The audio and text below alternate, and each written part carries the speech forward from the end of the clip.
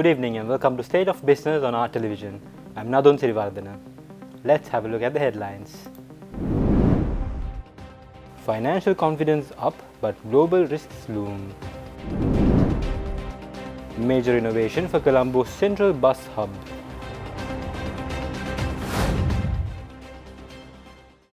News in detail.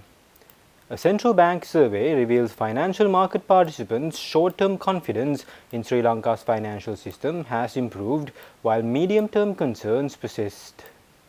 The Systemic Risk Survey for the second half of 2025 shows global macroeconomic risks have become the dominant worry, according to the report released recently. The biannual survey of 146 financial institutions show overall confidence in the system's stability reached at a net positive balance for the short term, marking improvement from the first half of the year. However, confidence for the medium-term outlook over the next 3 years declined slightly. The perceived probability of a high-impact negative event decreased for the 1-year horizon but increased for the 3-year period. Global macroeconomic risks surged to become the top concern, with 33.5% of respondents identifying them as having the greatest potential impact, reflecting growing anxiety over geopolitical tensions and the challenging global economic environment. Domestic risks were reclassified into 2 categories: fiscal and sovereign risk at 9.7% and general domestic macroeconomic risks at 6.9%. The survey, conducted between June 27 and July 20, 2025, provides crucial insights for financial sector risk management amid ongoing economic recovery efforts.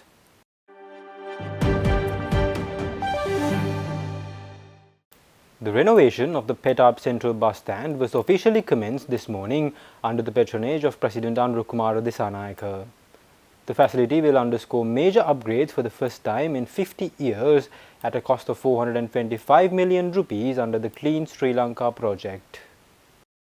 The Petap bus stand, which was originally constructed in 1964, has not undergone any upgrades since its inception at the premises.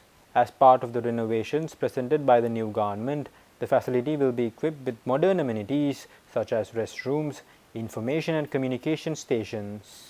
Officials also said that they would also introduce enhanced security systems and other key infrastructure improvements aimed at improving commuter experience.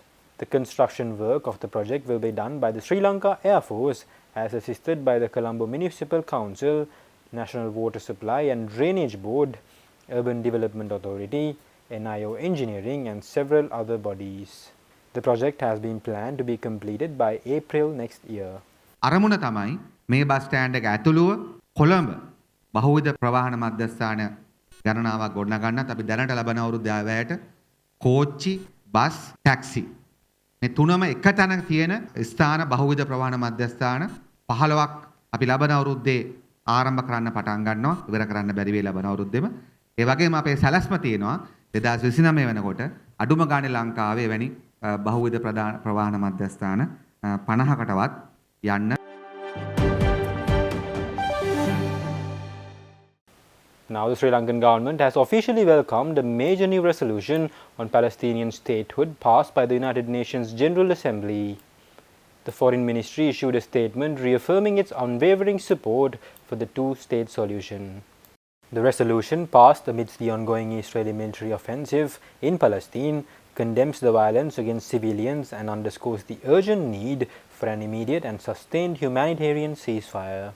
It builds upon the New York Declaration, advocating for a political path out of the crisis through the implementation of a two-state solution based on pre-1967 borders. By welcoming this resolution, Sri Lanka aligns itself with the overwhelming majority of the international community, calling for an end to the hostilities that have caused a severe humanitarian catastrophe. The statement from Colombo reaffirms the country's long-standing principled position on the inalienable rights of the Palestinian people to self-determination and statehood, viewing it as the only viable foundation for lasting peace in the region.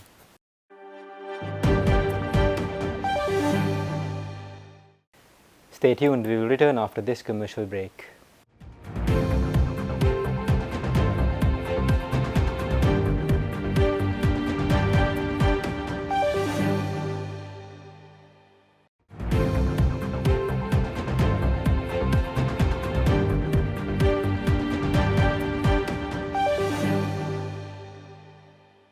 Welcome back.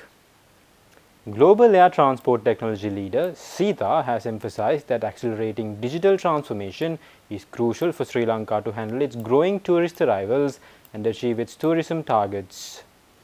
The recommendation was made during a media roundtable in Colombo recently, highlighting massive global investments in aviation technology. SITA Asia Pacific President Sumesh Patel revealed that global airlines and airports have invested a combined 46 billion US dollars in digital transformation in 2024, with 37 billion from airlines and 9 billion from airports. He stated that 75% of aviation industry stakeholders plan to adopt biometric-enabled technologies by 2027, a move Sri Lanka must embrace to manage its forecasted 14 million passengers by 2027. Patel commended the progress at Bandaranaike International Airport, which saw a 16% passenger traffic growth in the first half of this year, but stressed the need for continuous modernization. The airport is currently adding 20 more self-service kiosks to the existing 8 and a self-bag drop unit. SITA, which has been Bandaranaike International Airport's technology partner since 1968, noted that over 1 billion e-passports are now used globally and highlighted the Asia-Pacific region's early adoption of application programming interface-driven platforms for scalable passenger services beyond traditional infrastructure.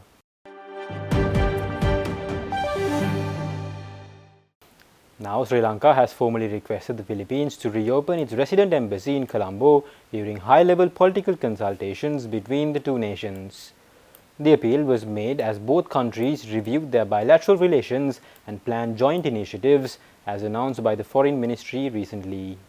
The third round of Sri Lanka-Philippines political consultations held in Colombo provided a platform to strengthen warm and friendly relations across multiple sectors. Sri Lanka Foreign Secretary Aruni Ranaraja highlighted the request for the diplomatic mission's return, especially ahead of the 65th anniversary of diplomatic relations in 2026. Both sides engaged in constructive talks on enhancing cooperation in trade, investment, labor, defense and agriculture, with special focus on the coconut industry and learning from the Philippines' advanced milkfish breeding technology. Priority was also given to labour sector cooperation, with discussions on finalising a draft memorandum of understanding on labour cooperation and sharing expertise on migrant worker welfare and regulated recruitment. The countries agreed to celebrate their 65th anniversary with commemorative joint postage stamps, a concert by the Nightingales, a film festival, and a Filipino culinary night in Colombo. The next round of consultations is scheduled for Manila in 2026.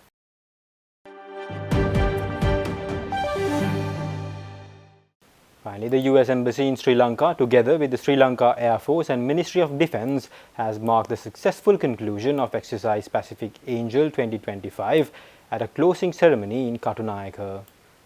The week-long multinational exercise brought together Indo-Pacific partners to strengthen disaster response and humanitarian cooperation.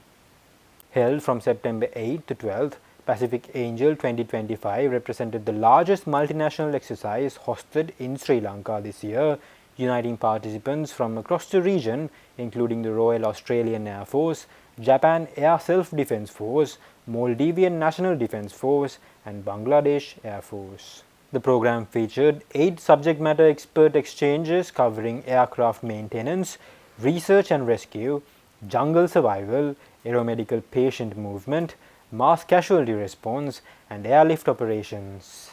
Training conducted at SLAF Katunayake, China Bay, and Ampara provided participants with hands-on skills to enhance regional readiness and coordination. US Ambassador Julie Chang emphasized that the exercise demonstrates how nations prepare together for real-world challenges, from disaster response to humanitarian crises, strengthening collective ability to safeguard regional peace and stability. Beyond military operations, the exercise included cultural exchanges with joint performances by the US Air Force Band and Sri Lanka Air Force Band, plus a refurbishment project at Akaragama Divisional Hospital that brought lasting benefits to local communities.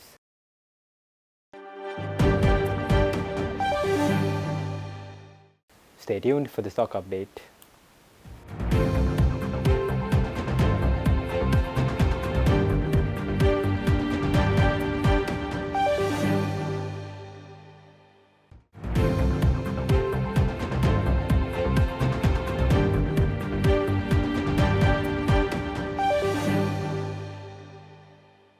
Trading at Colombo Stock Exchange ended on negative notes today.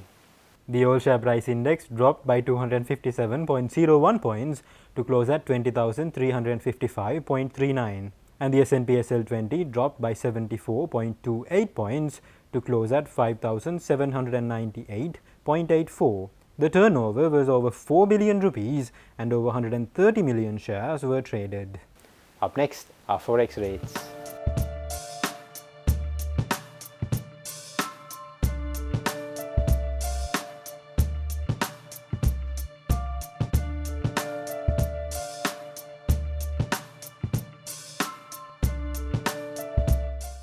That's all our news for today. For this and more, subscribe to our channel on YouTube and follow us on Facebook. Take care and good night.